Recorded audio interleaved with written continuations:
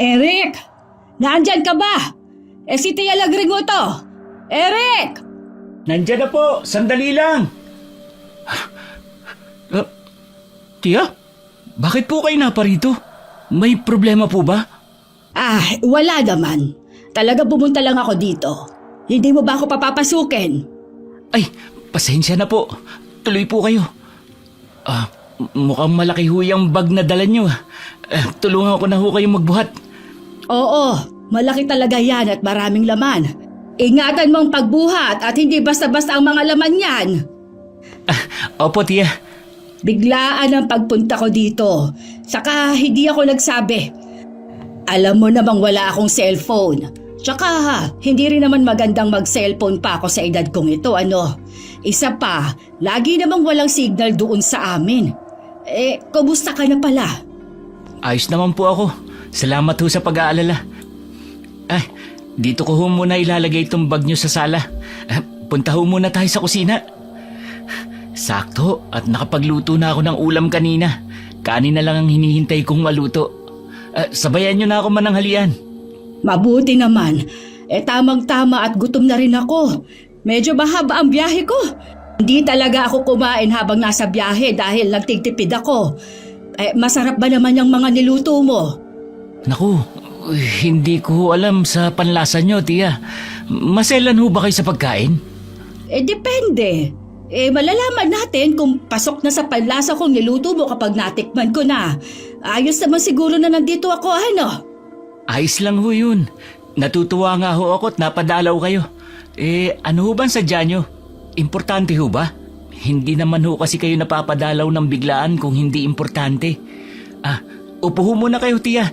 Maya-maya, luto na ho tong kanin. Nag-aalala kasi ako sa'yo kaya ako naparito. Kamamatay lang ng nanay mo, hindi ba? Masyadong biglaan ang mga nangyari. Hindi mo na rin ipinaalam sa amin. Nabalitaan ko na lang dahil si Bebang ay nagbakasyon ng ilang araw doon sa nanay niya. Di ba't kapitbahay mo yun? Opo. Pasensya na kayo at hindi ko na ibinalita. Si nanay rin naman po kasi ang nagsabi na wag nang sabihin pa.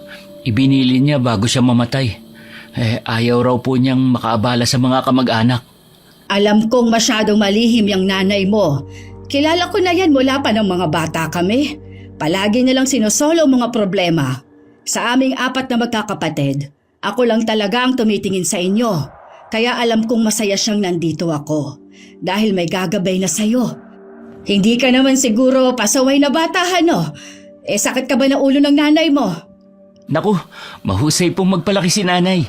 Alam kong napalaki niya ako na mabuting anak. Maraming salamat ho, Tia, at nandito kayo. Nakakatuwa naman po. Hindi naman siguro masama na dumito muna ako ng ilang linggo para samahan ka. Aalis ako kapag alam kong maayos ka na. Bata ka pa, Eric. Kailangan mo pa ng gabay. Namuhay ka na, ang nanay mo lang ang kasama mo sa buhay. Alam kong mahihirapan ka sa lagay mo ngayon. Sobrang nag-aalala ako. Ikaw lang mag-isa rito sa bahay na iniwan ng nanay mo. Baka mamaya kung anong mangyari sa'yo. Mabuti na yung may kasama kang matanda. Salamat po. Wala naman hong problema sa akin na dumito muna kayo. Tama po kayo, malungkot nga ang mag-isa. Mabuti na lang at naisipan niyong pumunta rito. Hindi kita pwedeng pabayaan. Ikaw yata ang paborito kong pamangkin. Nako naman, si Tia talaga. Totoo yun. Hindi ako nagbibiro. May kumakatok. May bisita ka pang darating. Naku, wala po. Tignan mo at baka kapitbahay yan na nangihingi ng ulam. Sabihin mo, mula ngayon, huwag na sila maging palahingi. At baka bigyan ko sila ng may lason. May mga tao kasi na bigyan mo lang ng isang beses, uulit ng uulit kasi alam nilang mapagbigay ka. Ang sasarap nilang lasunin. Si Tia talaga. Sige po, saglit lang, pupuntahan ko na yung kumakatok. Sige. Ako nang bahala dito sa kanin na binabantayan mo. Mukhang maluluto na eh. Sige na, pagbuksan mo na yun at baka hindi naman hihingi ng ulam. Baka biyaya ang dala. Huwag kang tatanggi, ha? Masamang tanggihan ng biyaya, nakakabulag. Teka, parang pamilyar sa akin ang boses ng kausap ni Eric, ha? Sandali nga at nang mapuntahan.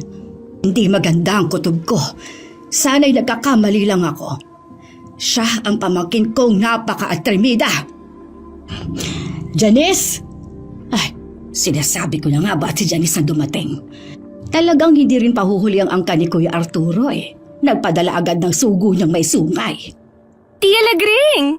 Nandito ka pala? Oo. Bakit mukhang nagulat ka? Mukhang ayaw mo ata ang makita ako dito ha. May problema ba tayo kung nandito ako? Ako? Nagulat? Sa itsura mo, Tia, mukhang ikaw ang nagulat at nandito ako ngayon. Oo, tama ka. Nagulat nga ako kahit inaasahan ko na ito. Teka, sandali. May problema ho ba? Parang hindi kayo magkasundong dalawa? Nako, Insan. Alam mo naman yang si Tia Lagring. Talagang mainit na ang dugo niya sa akin simula pa nung bata tayo, di ba? Hindi na ako umaasa na magiging magandang pakikitungo niya sa akin. Mabuti at alam mo. Kaya gusto ko ring sabihin sa'yo na dito na ako titira. Dahil wala nang kasama si Eric, hindi ko siya kayang pabayaan na mag-isa. Ikaw, bakit ka nandito ha, babae? Oh, tingnan mo na, Insan. Ang sama ng ugali ng tiyahin nating yan. Kinakausap ako ng ganyan. Hindi pa nga ako nakakapasok sa loob ng bahay eh. Ay naku, oo nga pala. Pasensya na Ate Janice ha. Halika, pasok ka. Naku, dapat ka pinagtabuyan na yan paalis eh. Hindi naman siya dapat narito. May sinasabi ka po ba, Tia? Bubulong-bulong ka kasi na para kang bubuyog dyan. Pakilakasan na lang ho para magkaintindihan tayo. Huwag mo lang alamin ang sinabi ko kung butas puso ka, Janice. Hindi ka rin naman magtatagal dito, hindi ba? Wala naman ho akong pinagkakaabalahan sa buhay. Kaya wala namang problema kung manatili ako dito ng may katagalan. Ayos lang naman yon, di ba, Insan? Ha? Oo naman. Wala namang problema sa akin yun. O, kita nyo na, Tia? Walang problema kay Insan.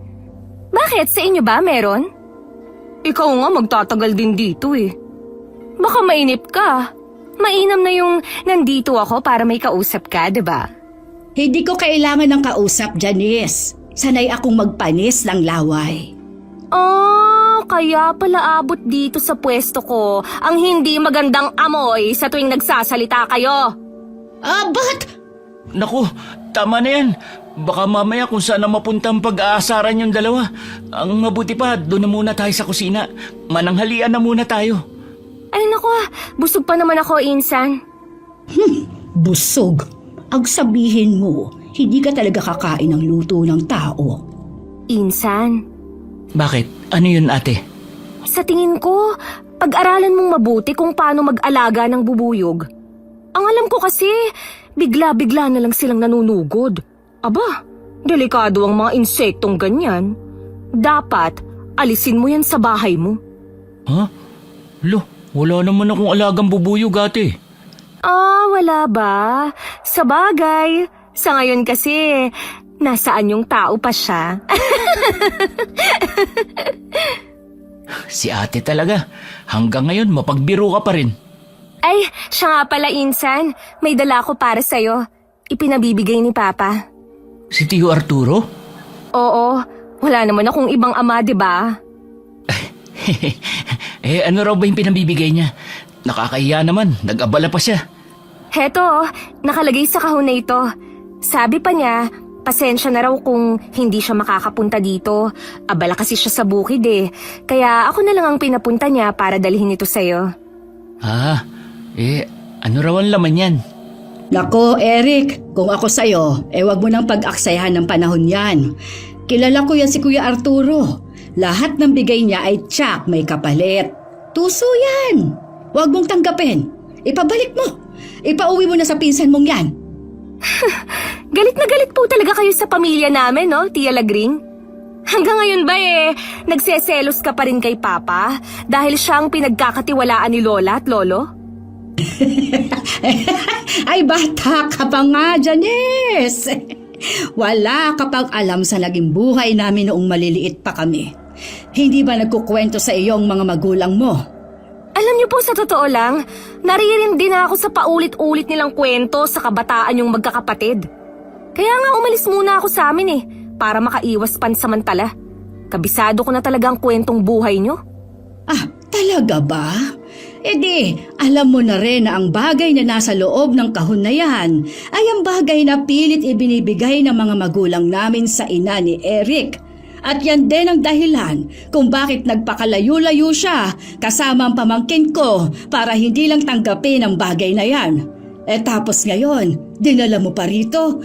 Gagamitin ninyo ang pagka-inosente ni Eric sa mga pangyayari noon para tanggapin yan. Eh gusto mo bang bumangon sa hukay si Mildred at sakalin ka? Po, alam po ni nanay yan tungkol dito, tiya? Oo, Eric. At isinusumpa niya ang regalong yan. Grabe naman po kayo, Tia. Kamamatay lang ni Tia Mildred tapos tinatakot niyo pa si Eric? Kapag bumangon siya sa hukay, ikaw ang una niyang sasakalin. Ay, Insan, huwag kang maniwala sa tiyahin nating yan. Ang laman ng kahon na ito ay talagang regalo sa'yo. Pero hindi ito nakasasama. Kaya kunin mo na. Ikaw ang magpasya kung ano ang gagawin mo dyan. Kung hindi mo gusto, ibalik mo na lang kay Papa. Hindi naman yan ipinipilit eh. Ang sakin lang, dinala ko to dahil ito ay para sa'yo. Pero... Kunin mo, huwag kang matakot. Huwag mo kunin! Tia, pwede ho bang hayaan nating si Eric ang magpasya? Matanda na siya para pakialaman sa kanyang desisyon. Wala na si Mildred. Kaya mula ngayon, ako nang magsisilbing gabay niya. Wala akong pumipigil sa inyo sa kung ano ang gusto nyong papel sa buhay ng pinsan ko. Pero ang tungkulin nyo lang ay maging gabay. Pero hayaan nyo pong si Eric ang magpasya sa buhay niya. Abe, mukhang gusto nyo pang palitan si Tia Mildred bilang ina sa kanya eh. Tama na! Sumasakit na ang ulo ko sa inyong dalawa eh. Kukunin ko na itong pinadala ni Tio Arturo. Saka ko na pag-iisipan kung ano gagawin ko rito. Ay naku, tama, Insan. Malaki ka na para pakialaman pa ng iba. Pwede bang ito na ang huling pag-aaway ninyong dalawa?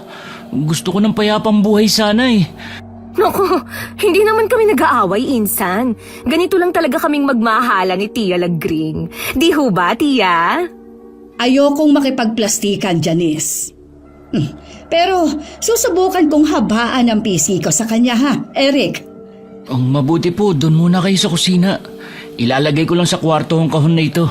Pagkatapos, sabay-sabay na tayong kumain.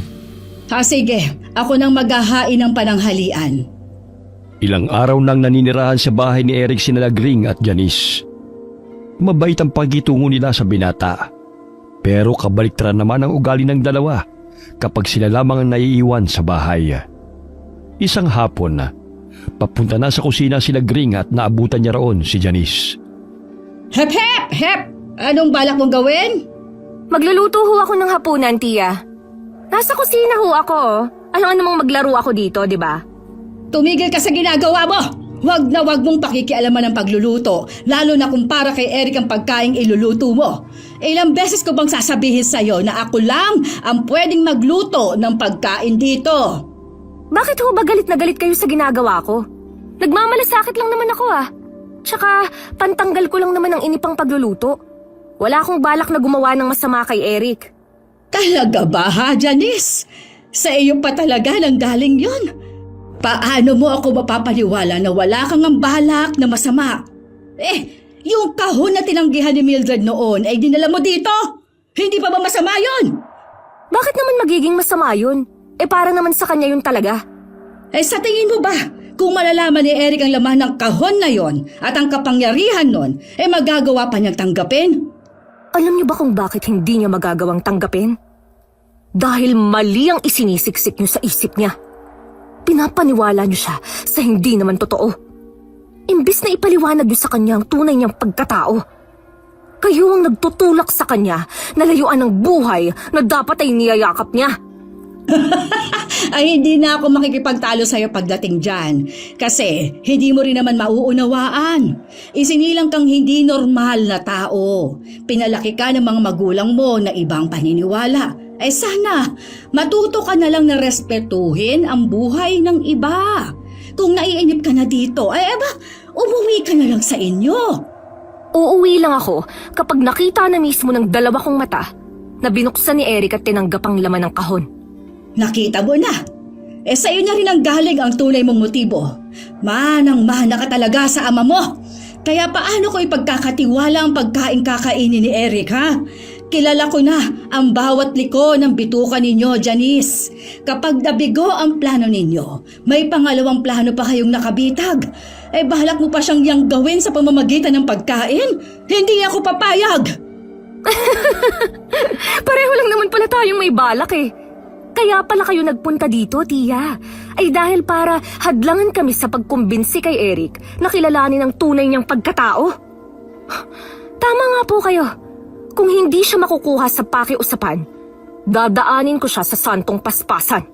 Hindi ko mapapayagan yan! Umalis ka na dito! Bago pa maubos ang pasensya ko at magawa pa kitang talupa ng buhay! Sige na. Sa inyo na ang kusina. Pero hindi niyo ako mapapaalis dito sa bahay ni Eric hanggat hindi niya nakukuha ang laman ng kahon. Hindi niyo ako mahahadlangan sa mga plano ko. Nagmula sa angkan ng mga aswang na asbo si Eric. Ikaw rin naman ganun, Tia. Pati ang ina ni Eric ay mula rin sa lahi ng aswang. Pero nagkakampihan kayo ni Tia Mildred na kalabanin at talikuran ng angkan natin. Kaya tayo natatalo ng ibang mga lahi eh. Huwag mong ipilit sa iba ang gusto nyo, Janice. Hindi naman namin kinalaban ang angkan. Tumalikod, oo. Pero matuto kayong respetuhin ang pagpapasya ng iba. Huwag ninyong idamay si Eric sa maggulong buhay ng ating angkan. Kayo na rin ang nagsabi na matutong respetuhin ang pagpapasya ng iba. Sana, tanggapin din ninyo ang pasya ni Eric kapag tinanggap na niya ng kusa ang laman ng kahon na yun. Hayaan niyong tuklasin niya ang pagkatao niya at matutuhang yakapin yun. Nandito na po ako. Ay. Ano? Mukhang masarap po ang niluluto nyo, Tia. Sa labas pa lang amoy na amoy ko po yung bango ng niluluto nyo. Talagang sinasarapan kong niluluto kong ulam para marami kang makain. Alam kong pagod ka sa trabaho. Salamat po, Tia. Naku, baka mamaya masanay naman ako na may nagluluto. Wala namang problema kung masasanay ka. Di lagi kitang ipagluluto. Teka, nasan ho ba si Ate Janice?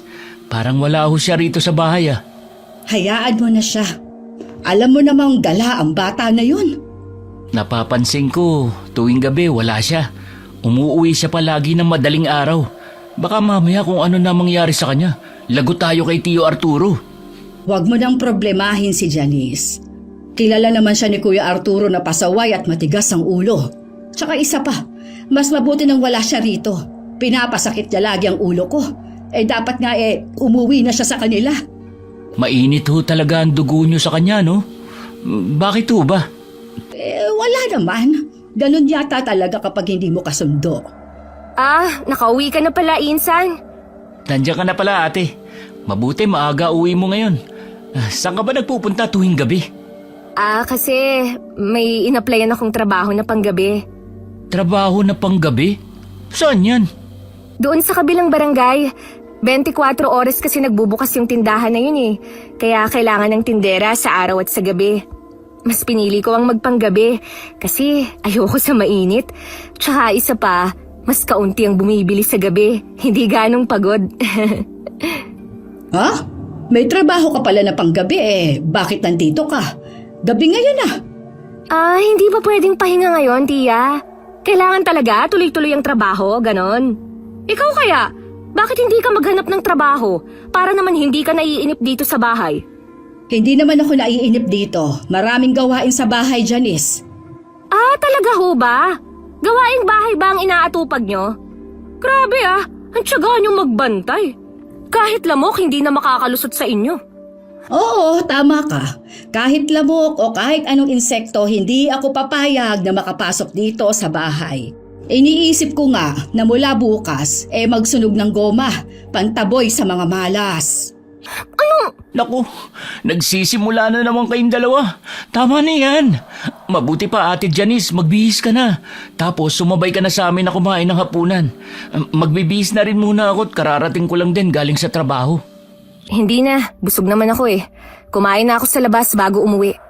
Tsaka, ayoko rin ng luto ni Tia. Baka may gayuma yan at bigla akong bumait sa kanya. Hindi gayumang ilalagay ko. Sandamakmak na asin pa, pwede. Sandali. Napano ka ba, Ate Janice? Bakit ang daming dumi ng damit mo? Puro mancha. Saan galing yan? Wag mong alalahanin to. Nadulas kasi ako kanina sa putek. Diyan na kayo. Maliligo na ako tsaka matutulog. Wag niyo akong iistorbohin Nadulas sa putik? Mukhang hindi putik yun eh. Kulay pula ang mancha. Ano sa tingin niyo, Tia? Nako, wag mo akong tinatanong sa ganyan.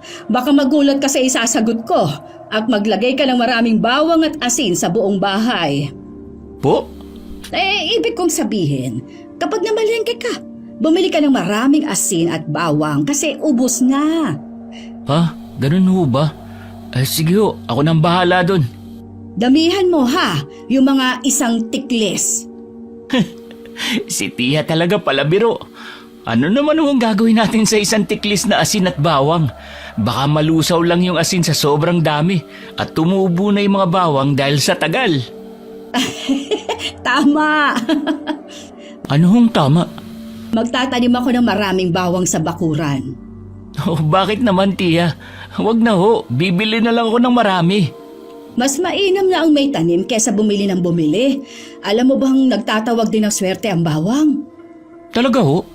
Ngayon ko lang nalaman yun Oo, kasi nagtataboy yon ng malas. At kapag naitaboy no ng malas, papasok na ang swerte. Si Tia talaga. Gutom lang ho yan. Sandali ho papasok muna ako sa kwarto.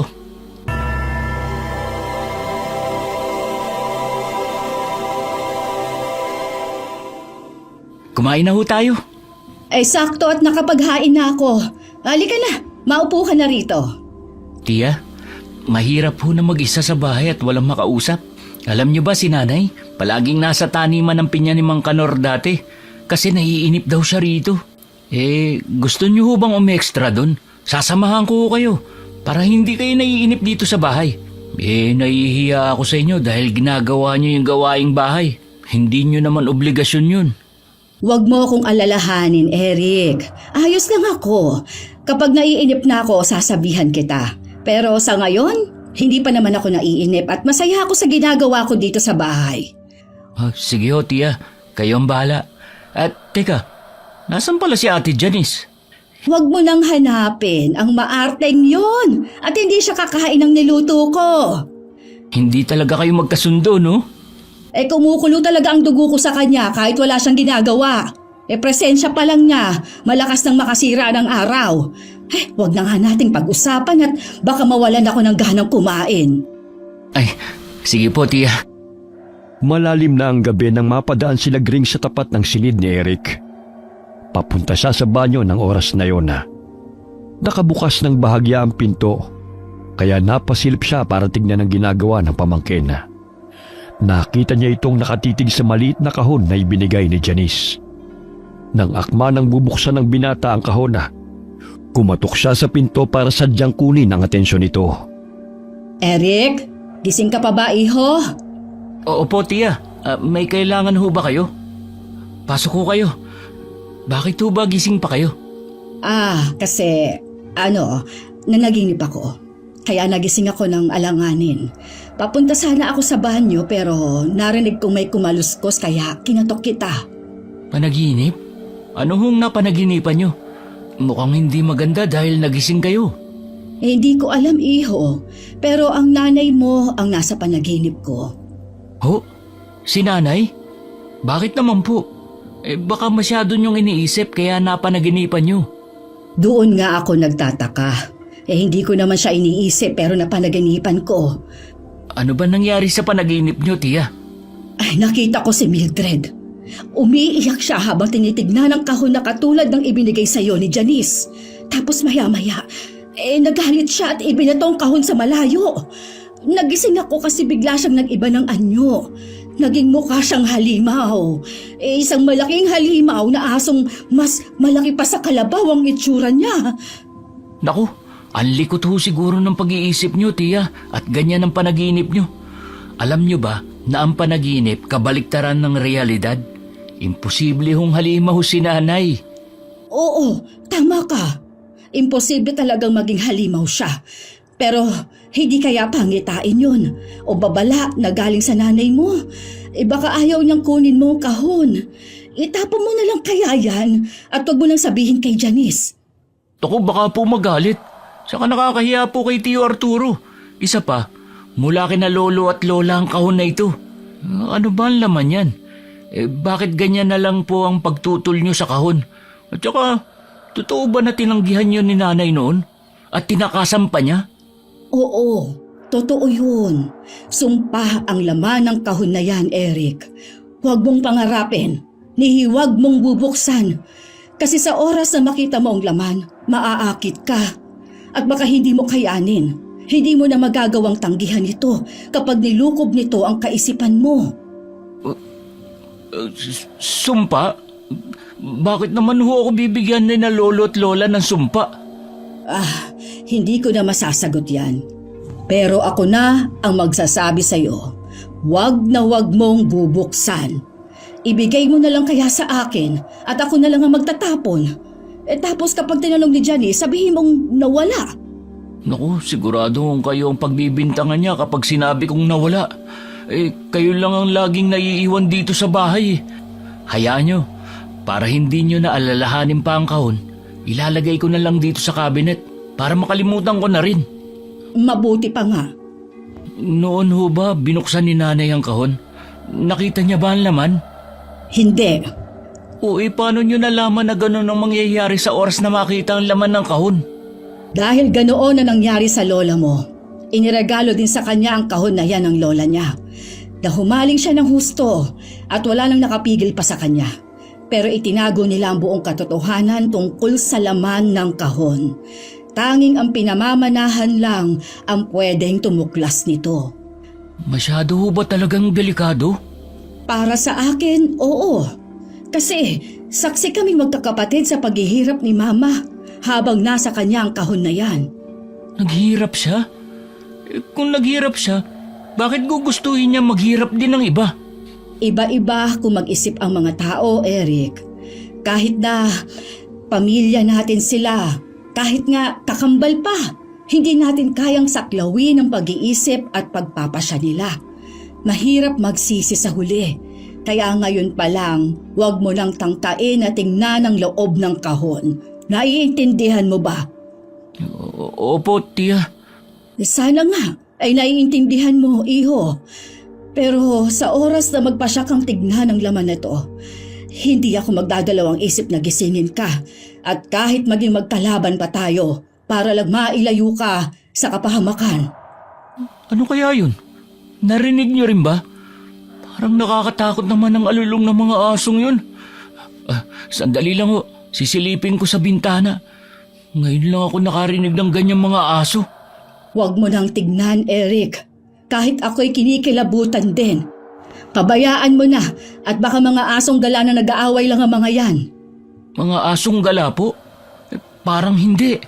Kasi kakaiba ang alulong nila. Isarado mo na, Eric. Huwag mo nang tignan.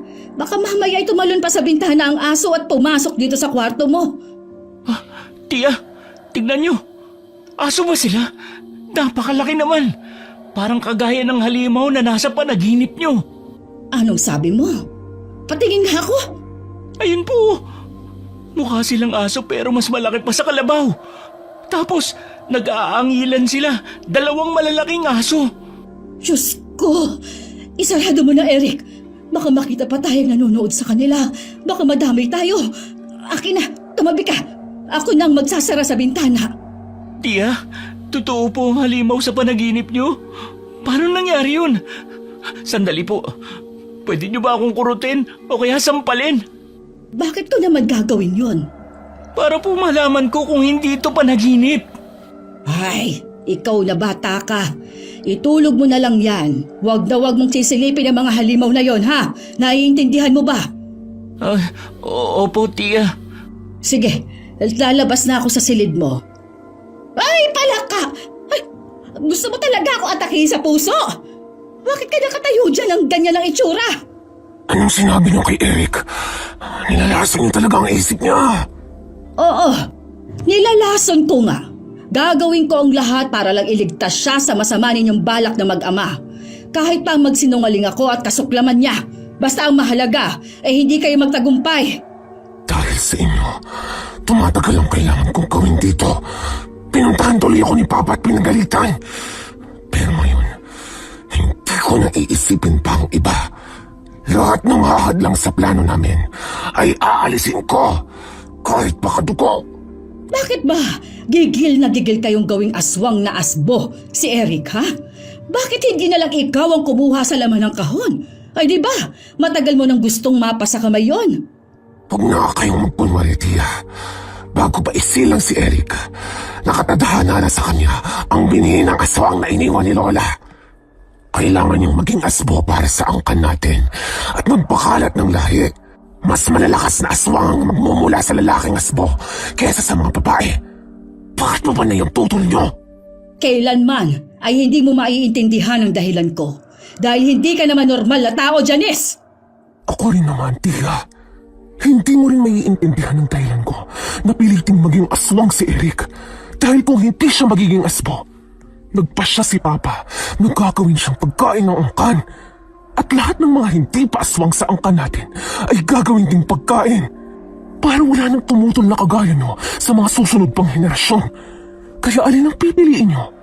Ang mabuhay si Eric o ang mamatay sa kamay ng sarili niyong angkan? Mga walang hiya kayo! Mas masahol pa kayo sa halimaw! Halimaw ka rin naman, Tia.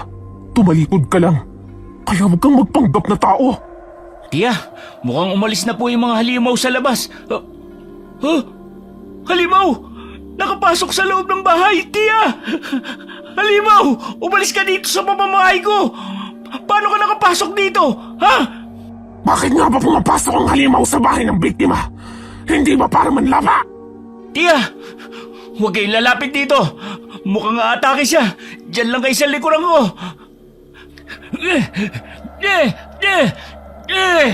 Umalis ka dito, halimaw! Wala kang mabibiktima rito! Sabi ni nanay, lumalatay daw sa halimaw ang walis tingting. Kaya tanggapin mo mga hagupit ko sa'yo! Lumayas ka! Puwisit ka! Nagawa ko pang turuan ng panlaban sa kagaya namin! Babalikan kita! Sa pagbalik ko, hindi na ako maawa! Hindi ka na makakapasok dito sa susunod, halimaw! Kaya huwag ka nang bumalik! Hindi ikaw ang magpapasya sa dapat kong gawin! Umalis ka na! Alis! Tia, ayos lang ba kayo? Sinaktan ba kayo ng halimaw na yung kanina? Paano siya nakapasok? Hindi naman ako nasaktan. Nagkagulatan lang kaming dalawa kanina. Pasensya na, ha? Baliktad ang nagawa ko eh. Imbes na isarado ko ang pinto, ay pabukas pa lang nagawa ko kaya nakapasok ang halimaw. Si Ate Janice, nasan po siya? Kumusta kaya siya? Sandali, pupunta ako sa kwarto. Tia, wala dito si ate. Nasan siya? Ay nako, baka sa takot niya sa halimaw ay lumabas ng bahay. Pambihira naman. Delikado siya sa labas. Kailangan ko siyang hanapin. Hindi pwede, Eric. Mapapahamak ka sa labas. Pero paano si ate? Baka nasa panganib siya, Tia. Matapang siya. Makakabalik din siya ng ligtas. Huwag mo nang sundan.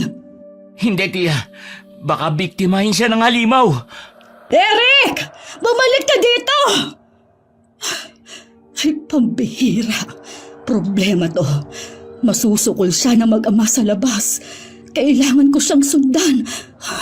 Sandali. Kailangan kong kumuha ng mga panlaban sa aswang. Sa kusina. Kahit ano meron sa kusina. Kakaunti na lang ang asin sa lagayan.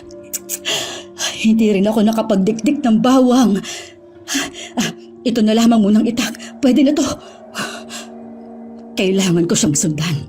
Hindi siya pwedeng makuha ni Kuya Arturo. Dali-daling lumabas ng bahay sila Gring para sundan si Eric. Malikot ang pagtanglaw niya sa dilim gamit ang dalang flashlight dahil sa pag-aalala. Pumunta siya sa kakahuyan dahil sa pag-aakalang doon nagpunta ang pamangkin. Nasa bungad pa lamang siya nang mapatigil sa paglalakad matapos makarinig ng malalakas na atungal. Maya-maya ay nagmadali siyang tumakbo para puntahan ito.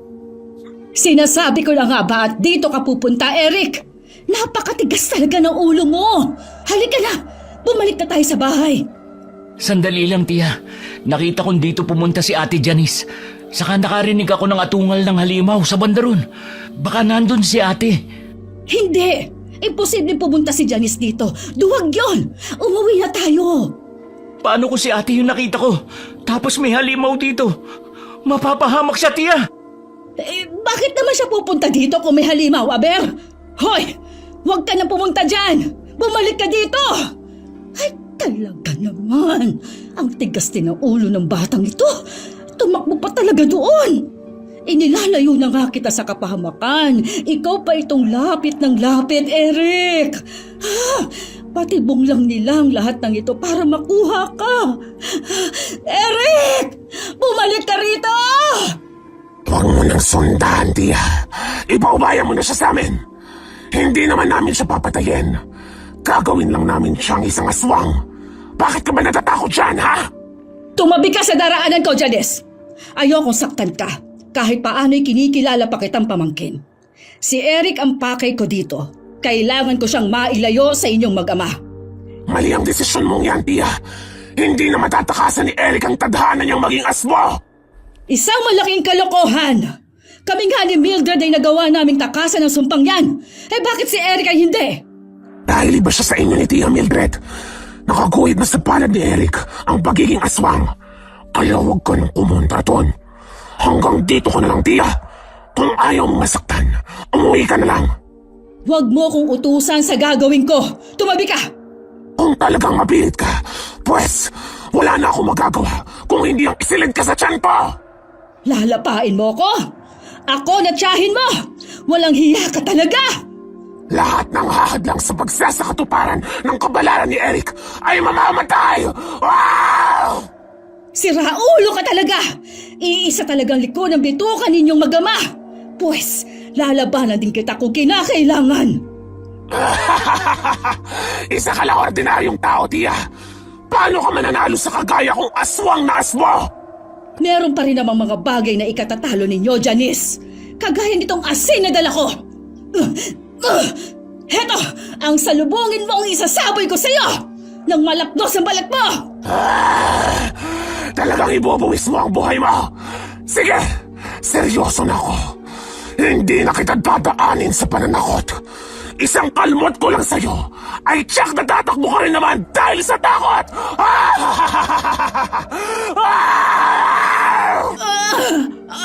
Walang hiya ka talaga! Wala kang respeto sa nakatatanda! Kailangan kang turuan ng leksyon! Nagawa mo talagang saktan ang pamangkin mo! Huwag mo ngang sabihin sa akin yan! Ikaw itong siraulong nag-umpisa! Kinalmot mo ko, gaga! Tumabi ka dyan sa daraanan ko kung ayaw mong itaga ko ulit sa'yo itong itak na to! Eric! Umalis ka sabi sa daraanan ko! Alis! Ayoko! Magkakamatayan muna tayo! Hindi ka madaling mapatay dahil masamang damo ka! Buti alam mo, Tia. Marunong ka rin naman palang ilagay sa lugar ang sarili mo. Umuwi ka na lang kung ayaw mong masaktan ulit. Babalitaan na lang kita kapag tuluyan ang naging aswang si Eric. Sinabi ko na wag mo kong uutusan! Tabi! Ayaw mo, ha? Uubusin ko na tong asin sa'yo. Masunog ka! Leche! Wala ka talagang galang! Di leche ka po! Bumalik ka po dito! Eric! Eric! Nasaan ka? Tiya, umalis na po kayo dito. Baka saktan ka rin ng halimaw na ito. Sinabi ko naman sa'yo na huwag ka na pumunta dito. Ang tigas kasi ng ulo mo. Tapos ako uutusan mo umalis sa rito. Sa tingin mo, iiwan kita sa mga halimaw na yan, ha? Hoy! Halimaw! Akong harapin mo! Huwag mong sasaktan ang pamangkin ko! Ano naman ang magiging laban mo sa akin, Lagring, ha? Huwag mo nga itutok sa akin ang lente mo. Ang sakit sa mata ng liwanag. Kilala mo ang tiya ko? Sino ka bang halimaw ka? Mukhang hindi pa niya sinasabi sa iyong totoo mong pagkatao. Bakit Lagringa? Bakit patuloy mo pang inililihim kay Eric ang katotohanan na dapat niyang malaman? Tumahimik ka, halimaw! Kung ano man ang pakay ninyo sa amin, wala na kaming paki doon! Bitiwan mong pamangkin ko kung ayaw mong masaktan! Matapang ka na ngayon ha? Malaking problema ang ginawa niyo ni Mildred. Hindi niyo dapat itinago ang tunay na katauhan ni Eric. Kasi ngayong may isip na siya, mas lalo niyong ilalayo ang loob niya. Kung sinabi niyo na noon pang bata siya, wala sana kayong problema. Paano niyo haharapin ngayon ang katotohanan kung ako na mismo magsasabi sa kanya? Huwag! Huwag mong gawin yan! Huwag na ninyong idamay si Eric sa kaguluhan ng angkan! Pabayaan na ninyo siyang mamuhay ng maayos bilang normal na tao! Normal na tao? Sila nga ang dahilan kung bakit nauubos ang angkan. Dapat na magparami para malipo lahat ng sinasabi mong tao na siyang umuubos sa mga aswang. Wala akong maintindihan. Ano ba sinasabi niyo? Anong dapat kong malaman sa tunay kong pagkatao? Huwag kayong mag-usap na parang wala ako rito. Ngayong nandito ako, sabihin na ninyo ang dapat kong malaman na dapat nung bata pa lang. Alam ko na. Narinig mo yun, Lagring? Siya na ang humihiling sa katotohanan. Nakakahiya namang hindi ko siya pagbigyan, hindi ba? Hindi naman ako katulad yun ni Mildred na madamot. Huwag! Pakiusap! Huwag mong sirain ang buhay niya! Kung gusto mong malaman ang katotohanan, Eric, buksan mo ang kahon na hawak mo.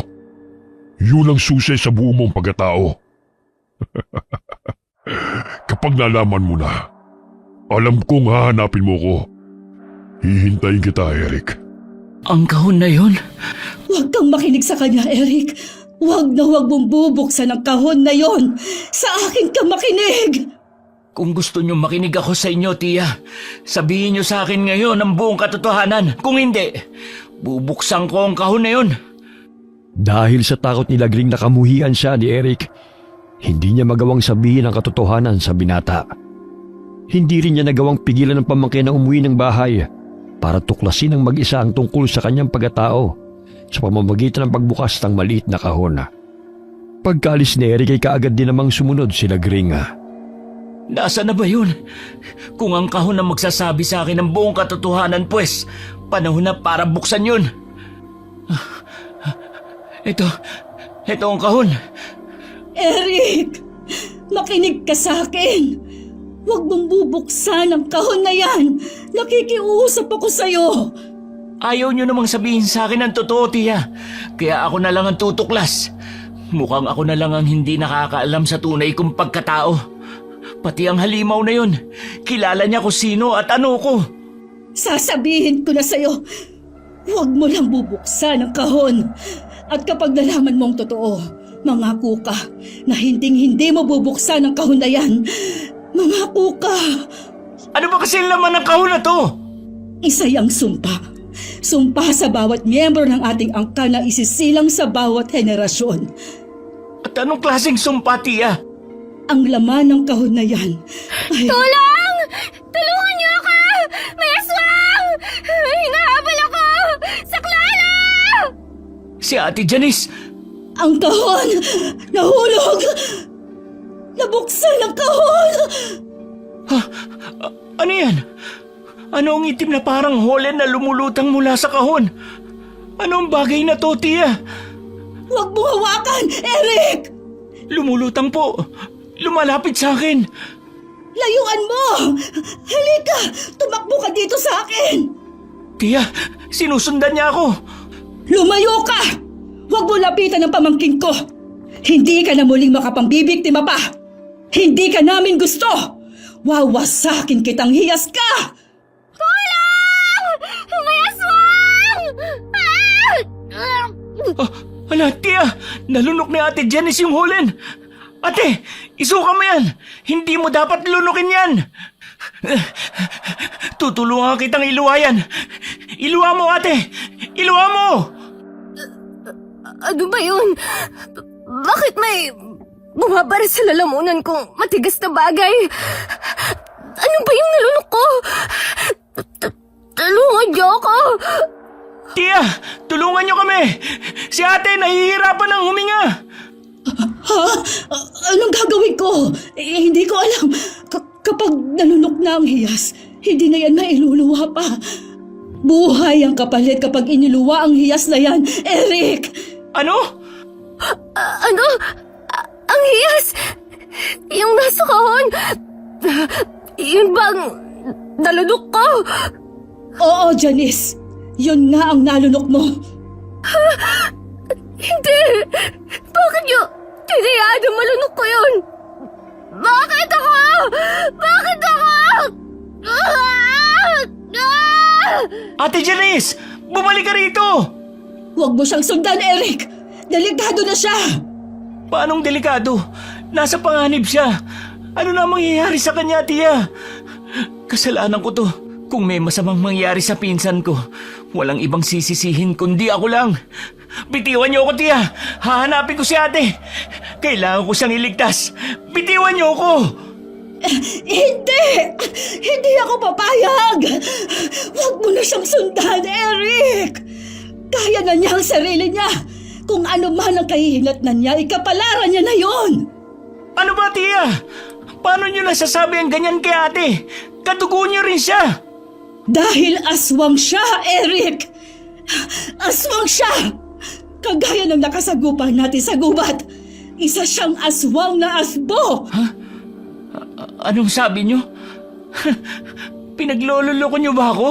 Pinasasakit niyo ang ulo ko. Ang dami-dami ninyong tinatago sa akin. Pwede bang linawin niyo lahat? Ayoko nang mabuhay na parang ibang tao sa sarili kong pamilya. Ano ba kayo? Ano ba ako? Ano ba tayo? Mga aswang ba tayo? Huminahon ka, Eric. Kumalma ka muna. Sige, makinig ka at sasabihin ko na sa'yo ang lahat. Ang angkan natin ay may lahing aswang, Eric. Mga aswang tayo na kung tawagin ay asbo. Kagaya ng nakita mong aswang sa kakahuyan kanina. Ganoon ang itsura natin kapag nag-aanyong aswang. Malaking aso na mas malaki pa sa kalabaw. Pero mayroon sa atin na ayaw yakapin ng ganoong lahi dahil mas gusto na maging normal na tao. Kagaya namin ng nanay mo. Gusto naming mamuhay lang ng normal. Ayaw naming manakit at mambiktima ng mga tao. Bakit hindi ito sinabi sa akin ni nanay noon? Umalis siya sa tribo. Nagpakalayo-layo para itakas ka. Tinulungan ko siyang makatakas. Sinadya niyang hindi ipaalam sa iyo dahil ayaw niyang masangkot ka pa sa gulo ng angkan natin. Yun din ang dahilan. Kaya hindi na siya bumalik pa sa baryo. Nang mamatay si Mama, sinabi ko kay Mildred na magpakalayo-layo na kayong mag-ina. Kasi alam kong hahanapin kayo. Ang hiyas na nasa loob ng kahon, iyon ang hiyas ng pagkaaswang ng lola mo. Ipamamana yon sa nanay mo. Pero bago malagutan ang hiningang lola mo, sinabi niyang ikaw na ang mas karapat dapat na magmana nun. Talagang gusto nila akong maging aswang na kagaya nila? Bakit po? Naniniwala sila na kapag ang lalaking asbo ay nagkaanak, mas malakas ito kapag ginawang aswang. At mas marami ang pwedeng maging anak kapag marami ang mapapangasawa. Pinapayagan kasi sa tribo ang mga lalaki na mahigit sa isang asawa para lang dumami ang lahi. Ano? Sino nagpatupad ng patakaran na yan? Patakaran na yan noon pa. Yan ang dahilan namin kaya kami lumayo. Pero dahil tagapagmana ng hiyas ni Mama, hindi tayo basta-basta makakatakas sa sumpang ito. Hindi tayo makapamumuhay ng payapa, lalo na si Kuya Arturo ang tumatayong pinuno ngayon sa tribo. Si Tio Arturo, hindi ko pa siya nakikita ng personal. Pero nakita mo na siya sa anyong aswang. Po? Ang halimaw na umatake sa'yo sa kakahuyan. Si Kuya yon. Kaya pala kilala niya ako. At alam niya ang tungkol sa kahon na yun. Pero paano na ngayon? Nalunok na ni Ate Janice ang hiyas. Teka, Si ate, tao ba siya? O aswang din? Aswang siya, Eric. At kaya siya nagpunta dito ay para siguruhin na malulunok mo ang hiyas. Pinagplanuhan pala talaga nila to. Napakasama nila. Pero ano na po mangyayari sa kanya ngayong siyang nakalunok ng hiyas? Hindi ko alam. Pero narinig ko sa mga matatanda sa baryo na kapag nalunok ng kapwa aswang ang hiyas ni Mama, dalawa lang ang patutunguhan niya. Magiging mas malakas o di kaya ay mamamatay kapag hindi kinaya ng kanyang katawan ang malakas na kapangyarihan ng hiyas na yon. Kapag naging malakas na aswang si ate, ano kaya mangyayari? Yan ang hindi ko masasagot. Ang kahihinatnan niya ay nakadepende na sa kung anong ugali at magiging pasya niya. Pero noon pa man, matagal na siyang may galit sa'yo. Dahil ang hiyas na yon ay gusto niyang mapa sa kanya. Pero hindi ipinagkaloob. Niyanggaw lang siya kaya naging aswang. Pero kapag nalaman ito ni Kuya Arturo, tsak na magagalit siya, ay baka mapatay niya tayo. Ano pong gagawin natin? Wala naman po tayong laban sa kanila. Ordinaryong tao lang tayo, tiya. Halika, may ipapakita ko sa'yo. Natatandaan mo ba ang malaking bag na dala ko nang pumunta ko dito? Opo, napakabigat nga nun eh. Bakit ano po ba ang laman nun? Bago ako pumunta dito, ay dumaan ako sa isang mahusay na antingero sa isang probinsya. Nagpatulong ako sa kanya kung paano magkaroon ng mga pangontra at sandata laban sa mga aswang. Ang bag na yon ay naglalaman ng mga sandatang pwedeng tumalo sa mga halimaw. Halika, kunin natin sa kwarto. Kailangan mapag-aralan mo agad kung paano magamit ang mga ito. Dahil sa oras na malaman ni Kuya ang nangyari sa anak niya, mortal na kaaway na ang tingin niya sa atin. Nakasisiguro ako doon. Lalo na kung ikamamatay ni Janice ang pagkalunok sa hiyas na yon. Ipinakita ni Lagring sa kanyang pamangkin ang mga sandatang dala niya na panlaban sa aswanga. Dahil sa mga isiniwalat niya kay Eric at sa panganib na dulot nito, napapayag niyang binata na magsanay gamit ang mga sandata para kaya nitong proteksyonan ang sarili kapag may umataking aswanga. Ilang araw ang lumipas. Natigilan na magtiyahin habang kumakain ng hapunan nang may kumatok sa pinto. Tiya, sino po kaya yan? Baka si Ate Janice na. Kumusta na kaya siya? Pagbubuksan ko siya ng pinto. Sandali, Eric. Bakit po? Pakiramdaman muna natin. Kung si Janice nga yan o kaya si Kuya Arturo, tsak naman natatawag sila. Pero bakit panay lang ang katok sa pinto at hindi man lang nagsasalita? Maliban po ba sa kanya, tiya? May iba pa bang pupunta rito? Oo, ang bawat lahi ng aswang ay palaging may kalabang ibang lahi. Sa tuwing nalalaman nilang namayapa ng pinuno ng isang lahi o tribo ng mga aswang, hinahanap agad nilang tagapagmana ng hiyas para paslangin. Nang sa ganon ay wala nang magiging pundasyon ang lahi na yon at magkakawatak-watak na ang buong angkan. Kapag nangyari yon, hindi na sagabal sa kanila ang isang tribo. Bakit po nila yung ginagawa? Bakit hindi na lang magbigayan? Pare-pareho naman lahing aswang, tiya. Kapag mahina ang isang angkan dahil walang pinuno, inaatake sila ng mga kalaban para lapain. Hindi lang tao ang binibiktima ng ibang mga aswang. Eric, may mga aswang din na kumakain ng kapwa nila aswang. Talaga po? Nakakatakot naman pala. Naiintindihan ko na kung bakit pinili ni nanay na magpakalayo-layo na lang. Pero natuntun pa rin kami. Ay. Hala, lumalakas po ang mga katok, tiya. Pabayaan mo lang. Wala naman tayong hinihintay na bisita. Ako, mukhang sisirain talaga. Sandali, kukunin ko yung buntot pagi sa kwarto. Iyahanda ko naman ang asin at pinulbos na bawang. Sino ka? Isa kang motog! Ano ang kailangan mo? Ang kapal na mukha mo sumugod dito! Akala mo ba'y aatrasan ka namin? Nagkamali kayo ng bahay na inatake! Sinong aswang ang matatakot sa isang tao? Nagpapatawa ka ba? Mukhang kailangan pa akong kilitiin ang mga kasama ko para lang matawa ako sa biro mo. Mga kasama, Kilitiin niyo nga ako. Anong... May mga kasama ka? Mukhang nagulat ka. Nasaan na ang tagapagmana ng angka ninyo? Walang tagapagmana dito. Umalis kayo dito! Mga aswang! Lalapdusin ko kayo sa asin at pinulbos sa bawang! Mga hinayupa kayo! Ang kakapal na mga mukha ninyong sumugod dito! Ano ba yung ginagawa mo, babae? Ang lamya mo namang magsaboy ng mga yan. Hindi man lang kami tinamaan. Ah, ganon? E di, dadamihan ko pa at mas bibilisan ang pagsaboy sa inyo ng mga to! Dapat mas mabilis kayo magtinikling ngayon! Sugurin niyo, mga kasama. Lapain ng babae yan. Tia! Anong klaseng mga halimaw yan? Mag-ingat ka, Eric! Mga botog sila! Bukod sa mabibilis sila kumilos, makunat at makapal din ang mga balat nila, kaya hindi agad tinatabla ng mga pangontra. Salamat sa papuri at magpapakilala sa amin, babae. Pero kahit ikinatuwa ko yun, hindi pa rin kayo ligtas kapag hindi nyo sinabi sa akin kung nasaan ang tagapagmana ng hiyas ni Lydia. Ilang beses ko bang sasabihin na walang tagapagmana dito? Dalawa lang kaming nakatira dito at pareho kaming normal na tao. Baka sa ibang bahay kayo napadpad. Eric, hagupitin mo sila ng buntod pagi! Opo! Galingan mo lang, binata. Baka kilitin mo lang kami.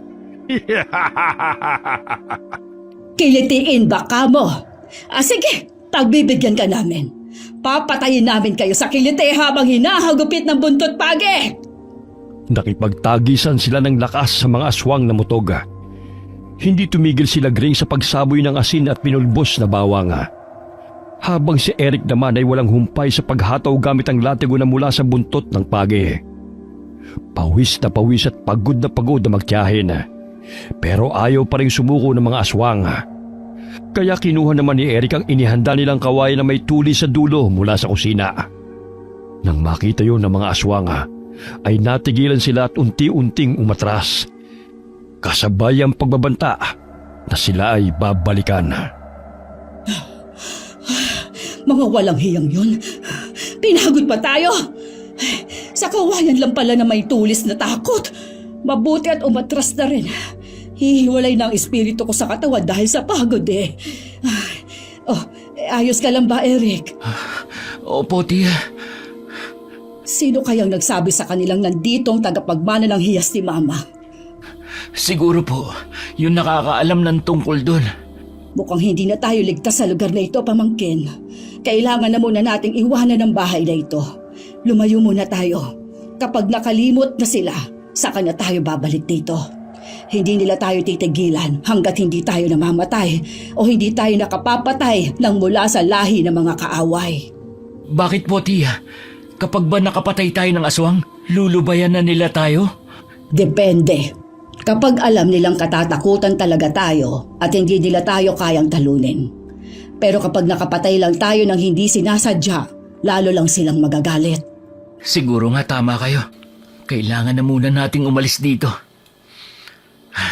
Ngayon alam ko na kung bakit palipat-lipat kami ni nanay nung bata pa ako. Hindi ko alam na ganito kahirap ang ginagawa niya noon para lang protektahan ako. Tapos ang masaklap pa, nakikipaglaban siyang mag-isa dahil ni minsan hindi niya sinabi sa akin ng tungkol dito. Masyado talagang malihim ang nanay mong yun. Kaya dapat siyang pagkatiwalaan ng mga sekreto. Kahit patayin na ay hindi pa rin aamin. Ilang araw ang nakalipas matapos silang magpasyang iwan ng lugar. Pero bago pa sila makaalis ng bahay, ay dumating ang kapatid ni Lagring na si Arturo. Lagring. Kuya, anong ginagawa mo dito? Kayo pala si Tio Arturo. Nagkita rin tayo. Kumusta ka na, Eric? Maayos naman ako, Tio. Mabuti naman kung gano'n. Nakita mo na ba ang laman ng kahon na ipinamana sa'yo ni Mama? Sandali. Nasaan pala si Janice? Umalis na siya dito, kuya. Bakit? Hindi ba umuwi sa inyo? Naku, baka naman nagtanan na yun. Nagtanan? Imposible. Maglalakwat siya, pwede pa. Kilala ko ang anak kong yun. Mataas ang pangarap niya. Hindi siya basta-basta mag-aasawa ng hindi mataas na uri ng aswang o na ordinaryong tao. Ho? Kailan naman pinangarap ang makapangasawa ng aswang? Hindi mo ko maiintindihan, Eric. Dahil iba ang pagpapalaki sa'yo ng nanay mo. Saka kinukonsinti ka pa ng tiyahin mong yan. Sumama ka na sa akin. Umuwi na tayo sa baryo. Doon ka nababagay. Yun ang tahanan mo. Ayoko. Kailanman hindi ko papangarapin na maging kagaya nyo. Gusto ko maging normal na tao. Hindi ko kailangan ng kapangyarihan ng mga aswang. Talaga ba? Hindi ko alam kung kaya mo pang panindigan yung sinabi mo kapag nasa bingit na ng kamatayan ng buhay mo sa kamay ng mga kalaban. Huwag mo nang problemahin yon, kuya. Kami nang bahala ni Eric sa bagay na yon. Hanggang kailan mo naman na ipagtatanggol ang pamangkin mong yan, Nagring? Paano mo naman siya ipagtatanggol mula sa mga kalaban kung wala ka namang kakayahan na labanan sila? Wala ka namang kapangyarihan. Hindi ka naman aswang na kagaya ko. Kaya hindi mo mapapantay ng lakas ng mga kalaban ng ating angkana. Anong gagawin ninyo? Magtatago na lang habang buhay? Kagaya ng ginawa ni Mildred? Pero ano nangyari sa kanya? Kinamatay na lamang niya ang pagtatagong yon. Ang pagtatago at ang pagtakas o pagtakbo, hindi naman sukatan ng kaduwagan. At ang pakikipaglaban, hindi sukatan ng tapang. Ang kailangan lang nating gawin habang nandito sa mundo ay mabuhay. Mabuhay ng mapayapa, masaya at walang inaapakang kapwa. Sige, kapitan mo ang paniniwalang yan, Eric. Darating ang araw na ang mga yan ang gigising sa natutulog mong utak. Sandali nga, mukhang nakagaya kayo. Balak niyong umalis? Bakit? Sinalakay ba kayo ng mga kalaban? Wala ka na roon, kuya. Wala na dito si Janice. Wala nang dahilan pa para pumunta ka dito. Aalis kami ni Eric at magpapakalayo-layo. Pabayaan mo na kami. Sige, kung yan ang desisyon niyong dalawa. Eric, yaman din lamang na mukhang nagpasya ka ng tanggihan ng laman ng kahon. Ibigay mo na sa akin yon. Ako na ang bahalang maghanap ng tagapagmana nito. Ho? O bakit? May problema ba? Ayaw mo naman, hindi ba? Bakit mukhang ayaw mong ibalik? Wala na sa amin ang hiyas, kuya. Dinala ni Janice. Huwag niyo akong pinaglululoko. Alam ko nagsisinungaling kayo. Nasaan na ang hiyas? Ibigay niyo na sa akin. Natigilan na magtiyahin dahil hindi nila alam kung paano kukumbinsihin si Arturo. Maya-maya'y lumabas mula sa pinagtataguang damuhan ng isang aswang na mutog. Kampante siyang naglalakad palapit sa kanila habang patawa-tawa. Mukhang nagkaagulo kayo May problema ba sa inyo? Mukhang hindi kayo nagkakasundo. Ruben, bakit nandito ka? Anong kailangan mo? Napadaan lang ako. Ilang araw ko nang minamatsagan ng dalawang yan. Malapit na sana ako mapaniwala na wala silang kinalaman sa tagapagmana ng magulang nyo. Pero bigla kang dumating. Akalain mo yun. Mabuti na lang at hindi kagad ako sumuko. Nalaman ko ang katotohanan na ang binatang yan ang tagapagmana ng hiyas at nakatakdang maging susunod na pinuno ng inyong angkana. Mali ka sa inaakala mo, Ruben. Hindi si Eric ang tagapagmana ni Mama. Talaga ba? Hindi siya? O tinanggahan niya lamang? Kung hindi siya, bakit mukhang tatakas kayo? Paano namang hindi kami tatakas? Di ba't sinalakay nyo kami? Kahit sino namang matatakot sa kaligtasan ng buhay dahil sa ginawa nyo. Hindi kayo magaling magsinungaling. Kahit nga si Arturo hindi nyo magawang mapaniwala. Kung gusto nyo walang dugo na dumanak ngayon, ibigay nyo na lamang sa akin ang hiyas ng mga asbo. Para hindi na tumagal pa ang usapan natin. Hindi ko na rin kayo gagambalain pagkatapos. Meron akong isang salita. Tumigil ka, Ruben. Huwag kang manghimasok sa angkan namin. Pakialaman mo ang iyong angkan na nagkakagulo rin. Dahil na ako sa inyong iniingatan yung hiyas, hindi ba? Kaya ba aagawin yung amin? Umalis ka na rito. Kung ayaw mong ihiwalay ko ang ulo mo sa katawan mo. Pasensya ka na, Arturo. Hindi ako madaling matakot Bata lang ang tinatabla ng ganyan. Yaman din lamang na ayaw niyong ibigay sa akin ang hiyas ng mga asmo. dito na magtatapos ang buhay nyo. Kapag napatay ko kayong tatlo, lalo na yung binatang yan. Usa naman siyang iiwan ng hiyas at mapapasakamay ko rin ito. Mga kasama, magsilabas kayo. Kanina ba tayo nagtatago Alam kong gutom na kayo. Oras na para mabusog. Sugod! Naku, mas dumami sila ngayon kaysa nung unang sumalakay. Anong gagawin natin, Tia? Pumasok tayo sa loob ng bahay. Dali! Pagkatapos ay tiyakin nating matibay ang pagkakasara ng pinto at bintana. Mukhang mabilis sila. Malalaman mo ngayon ang tunay na labanan ng mga aswang, Eric. Pero hindi pa ito ang pinakamatinding laban. Kaya ano pang ginagawa mo? Kung hindi mo pa nalulunok ang hiyas ni Mama, panahon na para gawin yon. At dumaban ka para sa buhay mo. Huwag mo siyang kondyokan, kuya! Pabayaan mo siya mamuhay ng normal. Isipin mo na lang si Mildred. Kung talagang kapatid ang turing mo sa kanya, alalahanin mo ang huling pagmamakaawa niya sa'yo noon. Pagmamakaawa? Bakit yun ginawa ni Nanay? Para sa walang kwentang hiling na huwag kang gawing aswang. At hayaan kang mamuhay na kagaya ng mga walang kwentang tao. Hindi totoong walang kwenta ang mga tao, Tiyo. Kapag isa ka ng ganap na aswang, saka mo sabihin sa akin yan. Lahat naman lumalaban para sa buhay. Kung paano ang kalagayan natin ngayon, ganito rin ang ginagawa ng mga tao kapag inaatake sila ng mga aswang. Pare-pareho lang tayo ng buhay na karanasan. Iba-iba lang ang lahi natin. Pero kung lahat ay magkakaunawaan, walang ganitong labanan. Walang kwenta ang mga sinabi mo. Yan bang natutunan mo sa mga tao? Ano nang gagawin natin?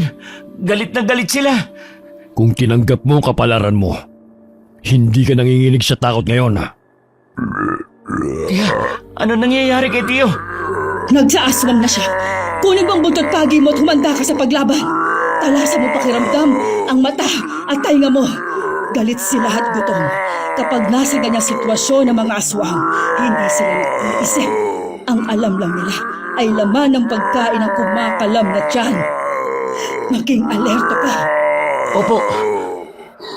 Humanda kayo sa akin, mga gonggong! Hala, si Tiyo, sinipa ang pinto. Sira na tuloy. Lumabas na siya ng bahay, Tiya. Magpapasukan na ang mga aswang. Mag-iingat po kayo. Kaya ko ang sarili ko. Ikaw ang mag-ingat. Marami akong inihandang pinulbos na bawang, katas ng kalamansi at asin. Humanda sila sa akin. Wala akong hindi sasabuyan. Gagawin ko silang bulating kinilaw. Huwag niyo pong tatamaan si Tiyo Arturo. Dito lang kayo sa likuran ko. Akong sasalubong sa mga magtatangkang pumasok dito sa pinto. Hahagupitin ko sila agad ng buntot pagin na to. Nakipaglaban ng tatlo sa mga aswang na mutog. Mga aswang na kalahating baboy ramo at kalahating tao. Habang abala sa pagkipaglaban sa labas ng bahay si Arturo, patuloy rin sa pagkipaglaban na magtiyahin sa loob ng bahay sa mga aswang na sumusugod doon. Mas pinuntirya sila ni Ruben para matalo si Eric sa paniniwala nitong ang binatang susunod na pinuno ng angkan ng mga asbo dahil siyang pinamanahan ng hiyas ng kanilang lahi. Kailangan mo nang mamatay ngayon, binata. Mas mabuting mamatay ka ng maaga kesa maranasan mo pang mababagsik ng mga aswang sa hinaharap. Tumigil ka, Ruben! Hindi ikaw ang magpapasya kung hanggang kailan na lang ang buhay niya. Mali ka doon, babae. Dahil ngayon, nasa kamay ko na ang buhay niya. Ang matutulis kong kuko ang isang papatay sa kanya. Hindi ko pa naamoy na isa na siyang aswang. Ibig sabihin, hindi pa niya nakukuha ang hiyas. Ilalagay ko na lamang siya sa tiyan ko para mabusog ako. Hindi mo magagawa yun. Kahit paano kaya ko rin lumaban. Oo, tama ka naman. Pero mapapagod ka rin at susuko. Tapos mamamatay. Tumahimik ka, Botog! Wala kang malalapang tao dito. Ikaw ang susunugin ko sa bawang, asin at kalamansi. Walang hiya kang babae ka. Pakialamera ka. Uunahin na lang kita. Pwede ka naman pagtiyagaan kahit makunat ka ng matanda ka. Anong sinabi mo? Ako? Makunat? Ginagalit mo akong hinayupak ka? Lalaplusin talaga kita! Tiya, umilag ka. Mabilis siyang kumilos. Ang bilis niyan tumakbo! Makakalmot ka niya! Eddie, magkakamatayan kami ngayon. Ayos lang sa akin ang mamatay. Matanda na rin naman ako. Pero bago mangyari yon, papatay muna ako ng isang motog. Itong mayabang na ito ang papatayin ko! Malakas ang loob mo, ha? Halika rito. Pagpipira-pirasuin kita gamit ang matutulis kong kuko. Layuan mo ang tiya ko! Ako ang harapin mo! Aray ko! Ang lakas ng loob mong hagupitin ako, ha? Huwag kang magmadali. Susunod naman kita sa kanya, eh. Kaya ko naman kayong kainin pareho. Walang tigil na hinagupit ni Eric ang aswang gamit ang latigo. Kaya siyang binalingan nito. Naglaban sila at walang sumuko. Kahit pagod na sa pagkipaglaban sa isa't isa, ay patuloy pa rin sa pag-atake. Mabilis na sinasalubong ni Eric ng hagupit ng latigo ang bawat atake ni Ruben. Dahilan kaya lalong nanggigigil sa galit ang aswang na mutog. Sumasabay rin sa pagsaboy ng pangontra sa aswang si Lagring para tuluyang manghina si Ruben. Pero pare-pareho silang natigilan nang makita mula sa labas ng bayang paparating pang mga mutog. Ngayon na kayo makakaramdam ng takot. Dumating na mga kasama namin. Dito na magtatapos ang buhay nyo at makukuha na rin namin ang binhi ng mga asmo. Mga kasama, ubusin sila! Lapain sila! Hindi kayo magtatagumpay hanggat nandito ako at humihinga. Wala kayong mapapatay dito. Dadaan muna kayo sa ibabaw ng aking bangkay. Kung ganon, unahin siyang patayin at tapak-tapakan ang kanyang bangkay. Sa inyo kayang gagawin. Sige, magsisugod kayo. Kahit sabay-sabay pa, hindi ko kayo uuruan. Kuya! Huwag ka masyadong makampante! Hindi mo sila kaya lahat! Tama ang kapatid mo, Arturo. Makinig ka sa kanya. Hindi mo sila kayang lahat. Kaya huwag ka nang lumaban. Isuko mo lang ang sarili mo kaysa mapagod ka. Hindi yon ang ibig sabihin ng sinabi ko, pulpul ka! Ikaw na motog ka! Kinagalit mo ko talaga! Tiya, huwag mo siyang pagsisipain! Ikaw na babae ka. Akala mo naman ay malakas ang mga sipa mo. Pero itong suntok ko sa'yo, malakas ito. Damhin mo! Ah! Tiya! Walang hiya ka, mutog! Tiya, ayos ka lang ba? Aray! Matapos kong dumausdos at tumilapon sa dingding, sa tingin mo ba? Ha? Ayos pa ako? Kayo naman kasi, ang tigas din ang ulo nyo. Nilapitan nyo pa talaga para pagtatadyakan. Nakakapikon eh! Teka, nandyan na naman ulit siya. Palapit na naman sa atin. Ako na ang bahala. Tumayo na kayo dyan at doon na kayo sa kwarto. Hindi!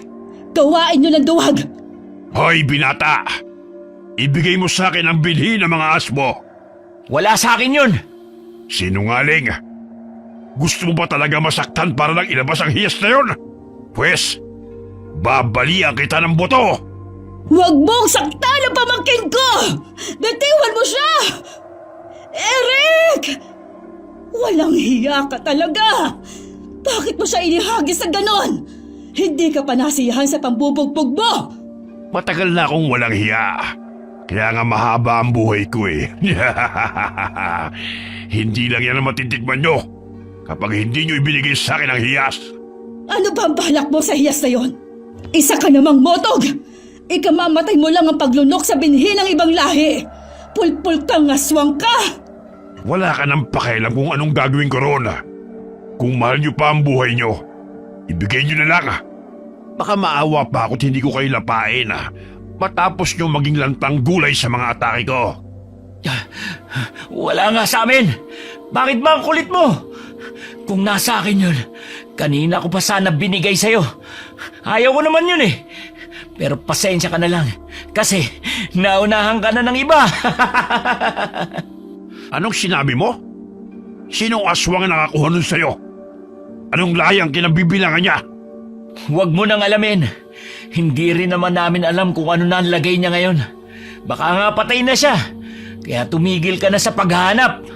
Hindi! Mas lalo ko siyang dapat mahanap. Kailangang makita ko siya bago pa sa malagutan ng hininga. Kung mahina siyang aswang, mamamatay nga siya. Pero ako, malakas ako. Kaya kong labanan ng kapangyarihan ng binhi hanggang sa maging isa na kami. Talaga ba? Malakas ka? Parang hindi naman. Masakit nga mga atake mo pero hindi na ka mamatay. Tiya, huwag niyo na siyang pikunin. Ayan tuloy, lumingon na naman siya sa'yo. Hindi ka talaga tumitigil sa kadaldalan mo? Huhugutin ko lang yung dila mo. Total wala naman niyang pakinabang eh. Hindi ka rin naman naaamin kung nasa ng binhi ng nanay mo. Huwag! Huwag mo siya sasaktan! Sasabihin ko na kung nakanino ang hiyas. Aamin din naman pala eh. Pinatagal mo pa ng ganito. Huwag, Eric! Huwag mong sabihin sa kanya! Hindi niya pwedeng malaman! Pero tiya, hindi rin naman natin alam kung nasa na siya. Kahit na, mas mabuti pang mawasak ang binhi na yon kung walang mapapasukan na katawan kaysa mapunta sa isang kagaya niya na tiyak na hindi magandang plano laban sa mga aswang at mga tao. Huwag mo nang nasunin ang isip niya. Sasabihin na niya eh. Sa bagay, kahit naman magpadala siya sa'yo, mapapaamin ko pa rin siya. Pwede naman kitang patayin. Tapos malapit na rin namang mamatay ang tiyuhin mong nag-iisang lumalaban sa labas.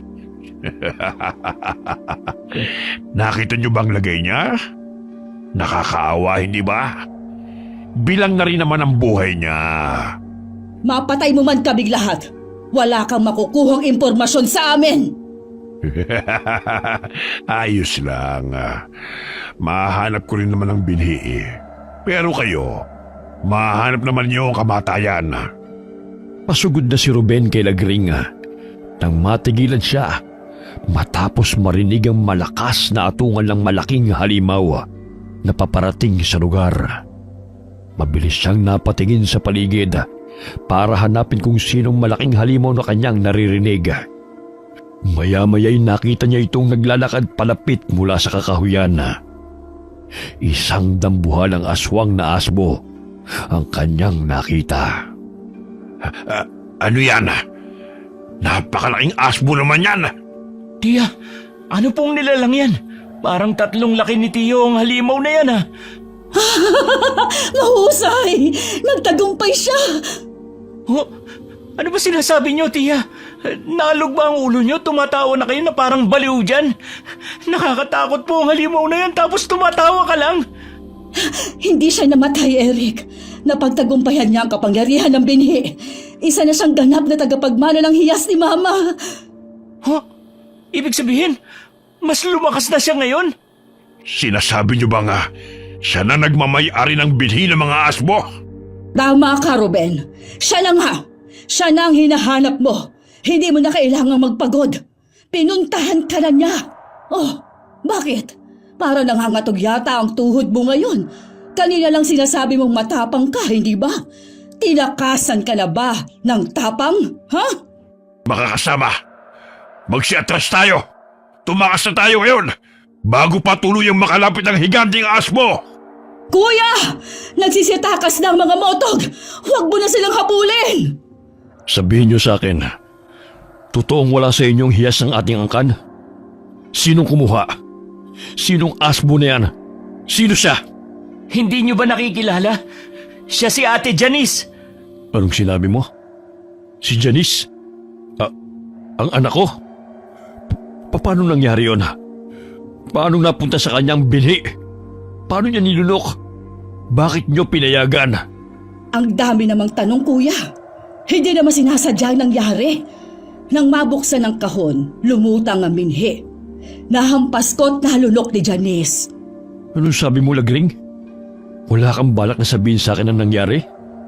Nagsinungaling ka pa para pagtakpan ang kasalanan mo? Walang hiya ka talaga. Hindi mo na inisip ang anak ko. Bakit, kuya? Ikaw rin naman Hindi mo rin inisip ang kahihinat na ni Eric kapag nalunok niya ang binhi. Pero si Janice, napagtagumpayan niya, kuya. Kahit hindi siya ang itinakda, nagtagumpay siya. Hindi siya namatay at mas lumakas pa siya. Tingnan mo nga ang ginagawa niya sa mga motogo. Iwinawasiwas niya lang. Kinatatakutan na siya ng mga kalaban. Hindi pwede. Hindi ito ang dapat na mangyari. Tiyo, ano po nangyayari? Masama na ba ang pakiramdam nyo? Pumasok na tayo sa loob ng bahay. Itinago ko ang katotohanan na si Janice ang tunay na tagapagmana ng binhi ni Mama. Pero ang tadhana ay hindi talaga madadaya. Kahit inilihis ko na ang kapalaran ni Janice, nilakaran pa rin niya ito. Anong sabi mo, kuya? Si Janice ang totoong tagapagmana ng hiyas? Bakit ka nagsinungaling?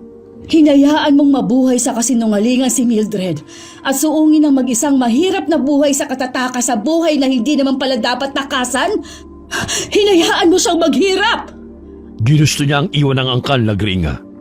Sinamantala ko lang ang pagkakataong yun dahil ayokong manahin ni Janice ang binhi. Hindi siya karapat-dapat. At sino ang karapat-dapat, ha kuya? Si Eric na walang malay? Tiyo, bakit ba ayaw ninyong manahin ni Ate Janice ang hiyas kung siya naman pala ang tunay na nakatakda? Masyado kasing mababaw ang dahilan niya. Hindi naman niya kayang ipagtanggol ang angkan. Ano ho ba ang dahilan niya? Papa, bakit po kayo nandito? Nakita niyo po ba yun? Natakot ang mga motog nung dumating ako. Naitaboy ko sila. Masaya ka na niyan? Hindi pa po ba kayo masaya? Hindi ka naman nakipaglaban sa kanila. Nakipaglaro ka lang. Iwinasiwas mo lang sila. Natakot lang sila sa'yo dahil malaki ka. Pero kapag nalaman nila na malaki ka lamang, sa tingin mo matatakot pa sila sa'yo? Papa, wag na po kayong mag-alala. Magsasanay po akong mabuti.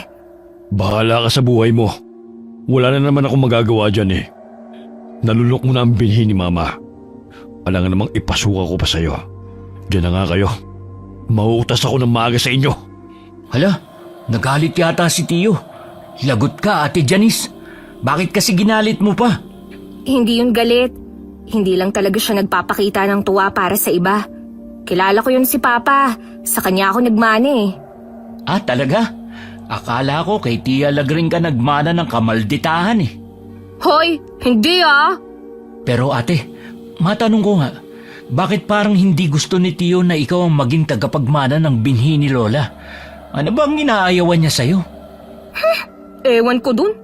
Nung bata pa kasi ako, nakita ko si Lola habang nasaan yung asbo. Namangha ako sa sobrang laki niya. Tapos sabi ko, gusto ko rin maging kasing laki niya. Akala ko, kapag lumaki na ako, magiging kagaya niya ako. Pero hindi pala. Nalaman kong nag-iisa lang pala si Lola na ganun ang itsura. Kaya mula nun, sinabi ko kay Papa na gusto kong manahin ang binhi ni Lola kapag namatay siya. O tapos? Tinanong niya ako kung bakit. Bakit nga? Yan din ang gusto naming alamin. Dami-dami pang kwento. Ha? Nakikinig ka pala? Naiinip ka? Di matulog ka na po, Tia. Magkukwento ka o chichinalasin kita, ha? Naku po, nagsimula na naman sila.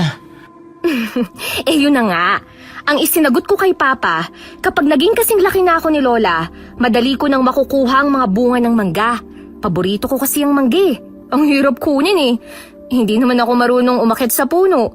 Tsaka matatakotin ako kapag nasa itaas na. Tapos ang problema, kapag nasa taas na ako, hindi na ako makababa. Tapos kinakansyawan pa ako ng mga pinsan natin. Kaya inis na inis ako. Naiintindihan ko na si kuya. Mabuti at hindi kita anak. Dahil kung naging anak kita, itatali kita sa itaas ng mangga at hindi ka na makakababa hanggang sa sikatan ka ng araw at maging abo. Mabuti na lang talaga at hindi kita naging ina. Ayoko kaya sa ugali mo. Sa tingin mo ba, gusto kong ugali mo? Hindi rin ano?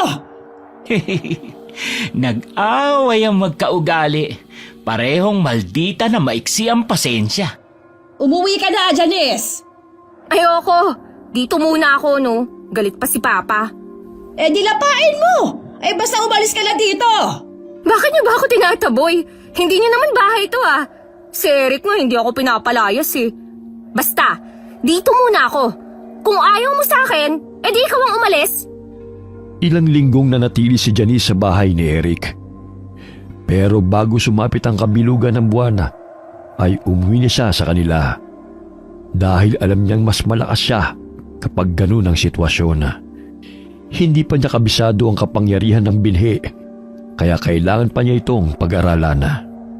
Nanatili naman si Lagring sa bahay ni Eric para samahan ng pamangkin. Pumayag na rin siyang magtrabaho sa pinyahan ni Mang Kanor para magkaroon ng sariling pera. Alam niyang hindi na sila babalikan ng mga aswang dahil wala na sa kanila ang hiyas na hinahanap ng mga ito. Sigurado rin siya na hindi na susugod ang mga kalabang aswang sa kanilang baryo dahil meron ang tagapagtanggol ang kanilang angkana. Namuhay ng simple at payapa si Lagring at Eric sa lugar na yon. At hindi na rin sila nagpasang dalawin ang kanilang angkana dahil ayaw na nilang magkaroon ng kaugnayan sa mga aswang. Naging masaya si Lagring sa buhay at naging kaaliwan ng mag-alaga ng mga anak ni Eric nang ito ay mag-asawa na. Okay, sana po nagustuhan niyo ang kwento natin ngayon. Shout out po tayo kay Amy Venson. Hi Amy. Hi kay Adelina Baliklik. Shout out sa Garcia family at kay Nanette Garcia from Angadanan, Isabela. Hi kay Mommy Giselle at Mukbanger 21. Marites Suganov from Kitambis. Dina De Pairin from Cebu. Ellen Madridano from Sweden. Shout out kina Aris, Roy, Roland, George, Kenneth, Cardo, and Jeff. Kamusta po kayo dyan? Hi kay Josefina Fuelas from Pasig City. Hi kay Ruma Gamad from Sapang Palay. Alona R from Suha, Torrijos, Marinduque. Hi kay Elsa Masuho from Japan. Shout out sa Buendia and Sacopon family, lalo na kay Maris Buendia from Calamba, Laguna. Hi kay Mamiliana Nalugon from Bohol. Tina Laroyo from Binalonan, Pangasinan. Hi kay Erlinda Tolenada. Shout out kina Yoyon and Dylan Pasquera from Tambulig, Zamboanga del Sur. Shout out kina Ray Buendia, Billy and Jenny May Buendia. Galing kay Mami Lucy Buendia. Shout out kay Edwin Sabaliero ng Kinalungayan, Talavera Nueva Ecija.